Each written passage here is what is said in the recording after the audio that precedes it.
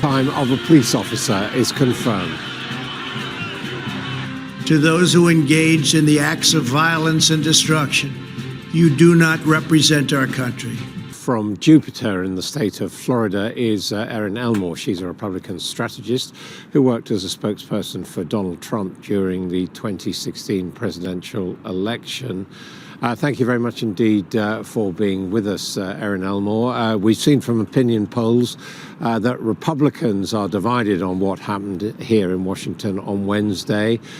Do you support or condemn the protesters? I don't think anyone in America or otherwise is proud of what happened. We all should condemn all acts of political violence. Political violence begets political violence, and that's what we have seen over the last year here in America, whether it was on January 6th, whether it was burning and desecration of St. John's Church, whether it was rioting and looting in Philadelphia, New York, Minneapolis, with BLM and Antifa. All acts of violence, political or otherwise, should be completely and utterly disavowed by everyone, including the media. And do you believe, therefore, there is a case against President Trump for egging on the protesters, and indeed for his son using terms referring to violence, such as a fight? Well, I think a fight, that's funny that you say that, means a political fight and fighting for our country, because conservatives believe in our military and our police officers and democracy. And what's happening right now is quite undemocratic. I remember Maxine Waters saying, if you see a conservative, go up to them in the shopping mall or while they're eating dinner. That is a fight. I remember Kamala Harris tweeting to bail out Black Lives Matter protesters who destroyed and desecrated cities and were involved in the killing of 30 Americans over the summer. So I think that is a fight. What about the president saying we're going to have a march on the seat of government of the United States? I mean, that amounts to incitement, whatever may have happened in the past, doesn't it? It certainly doesn't. It's our right as Americans to peacefully protest and assemble. Over the summer, all we saw was people saying that these were mostly peaceful protests. As my city, as a city dweller, I had to flee because it virtually burned to the ground. So to flip the script now and turn the tides on conservatives is gaslighting. But we're not talking about that now. We're talking about what happened here. Of course not. We talk about it all in its totality. No, well, hang on, wait a minute. No Black Lives protesters broke into the U.S. Capitol. No Black Lives protesters committed acts of violence which have now led to the death of a Capitol police officer.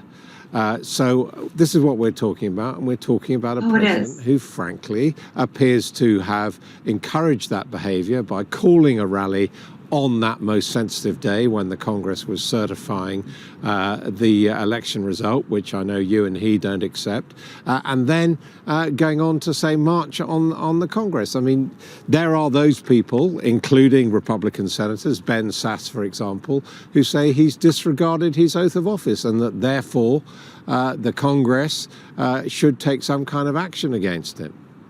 What do you say? Well, as a journalist, one should never assume what their guest believes or thinks. I'd be happy to tell you my views if you shall have them. Having said that, I think all of these incidences of violence have to be taken in a totality as a country.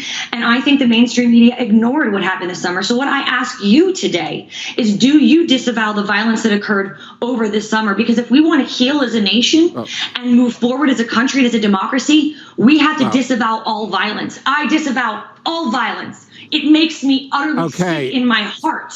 I need you to do the same thing right now. Well, I'm not a person involved in this fight. I'm asking you. You are someone. So you won't say you disavow really is a supporter of Donald Trump. Well, do you accept? Are you shocked? So that wasn't an answer. Are you shocked that there appears to have been a much more gentle treatment of these largely white protesters than the treatment that's been meted out by the police to Black Lives Matter protesters over this past year? Wait, you're saying nothing that is grounded in fact or reality. Nothing. Because you know what? All of these agitators and well, I'm actually saying something that the president-elect of the United States said yesterday. Okay. So I'm asking you, allegation- do you agree with Joe Biden that if these demonstrators had been black, they would have been treated in a very different way? They would have. It would have been completely ignored by the mainstream media. So he is right. It would have been absolutely ignored and called a peaceful protest. And we would have had celebrities and politicians bailing them out of jail. So, yep, I thoroughly agree with Joe Biden today.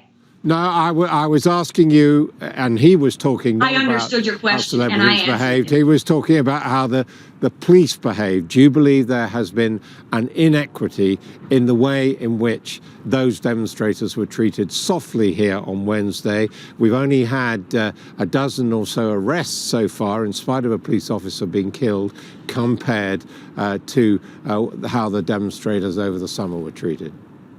So now Blue Lives Matter. So now we're not into defunding the police, and we care about the police. That is an interesting chain of events. Having said that, the Daily Mail just reported, which is a UK publication, that all of these agitators yesterday will be prosecuted under President Trump's desecration statute.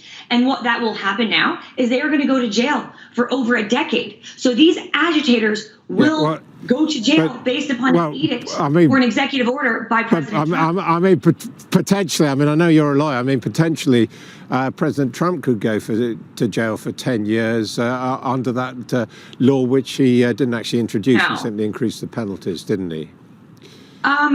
Words. Isn't that a live possibility? Under a desecration statute. Well, you don't think there could be action against the president for supporting the desecration of Capitol Hill? He's the one that wrote the legislation against it. There was absolutely no support by the president by any way, shape, or form. That's just total leftist media talking head propaganda. Right. What about the chances of him being impeached now? Do you think there is a case for that? We know that Congress, the lower house, wants to vote on that. We are hearing that a number of senators even Republican senators, are quite sympathetic. What your viewers should know about that is it is nothing more than a political move. It is political theater because they actually have great fear for Donald Trump. They don't want him to run again in 2024. And the only way that they can prohibit or stop that is this impeachment sham. So yes, I think that that's what many people might want on the left. But do I think it will be political suicide for many? Yes. Do I think it will be effective? Absolutely not. And what about Article Amendment 25 of the Constitution? Do you feel that this president is fit to serve even for another few days? I think the fitness that we should worry about is that of Joe Biden under the 25th Amendment. We know that he stumbles on his words incessantly. He appears to be in the early stages of Alzheimer, perhaps dementia. Having lived with two grandparents with it, it's very apparent to me to see. So I think if we're going to start talking about the 25th Amendment, let's be very careful what happens next. I just got to put it to you finally. I know you're in Jupiter, Florida, but I think many British viewers in particular will think you are living on another very strange planet which has lost touch with right and wrong and political morality. What would you say to them?